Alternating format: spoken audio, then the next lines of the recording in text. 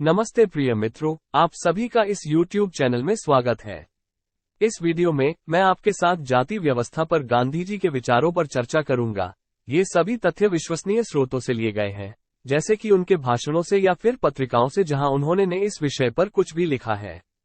गांधी जी का मानना था कि जाति के विभिन्न संगठनों ने न केवल समुदाय की धार्मिक आवश्यकताओं को पूरा किया, बल्कि उन्होंने उनकी राजनीतिक आवश्यकताओं का भी समाधान प्रदान किया।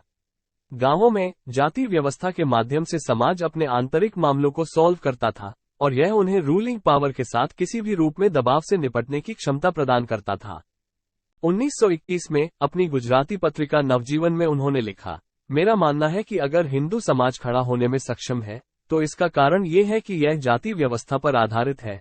जाति व्यवस्था को नष्ट करने और पश्चिमी यूरोपीय सामाजिक व्यवस्था को अपनाने का मतलब है कि हिंदुओं को वंशानुगत व्यवसाय के सिद्धांत को त्यागे, जो कि जाति व्यवस्था की आत्मा है।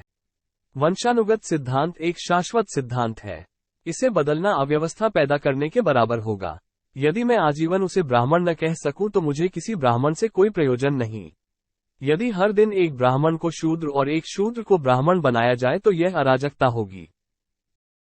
हालांकि गांधी जी जाति व्यवस्था के प्रशंसक थे, लेकिन उनका मानना था कि जातियों के बीच कोई पदानुक्रम नहीं होना चाहिए।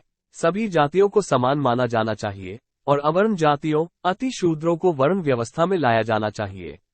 इस पर अंबेडकर की प्रतिक्रिया थी कि आउटकास्ट कास्ट सिस्टम का बाय प्रोडक्ट है। जब तक कास्ट है तब तक आउटकास्ट भी रहेंगे। जाति व्यवस्था के विनाश के अलावा कोई भी चीज आउटकास्ट लोगों को मुक्ति नहीं दिला सकती।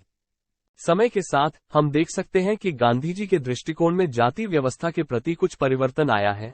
उदाहरण के लिए, जाति व्यवस्था की सभी छोटी छोटी बातों पर विश्वास करने के स्थान पर वो ये कहने लगे कि 4000 अलग अलग जातियों को खुद को 4 वर्णों में, जिसे अंबेडकर ने जाति व्यवस्था का जनक कहा था, एकीकृत कर लेना चाहिए।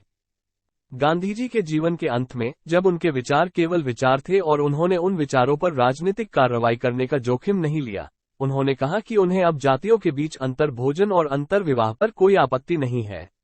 कभी कभी उन्होंने कहा कि यद्यपि वो वर्ण व्यवस्था में विश्वास करते थे, लेकिन किसी व्यक्ति का वर्ण उनके मूल्य से तय होना चाहिए, न कि उनके जन्म से।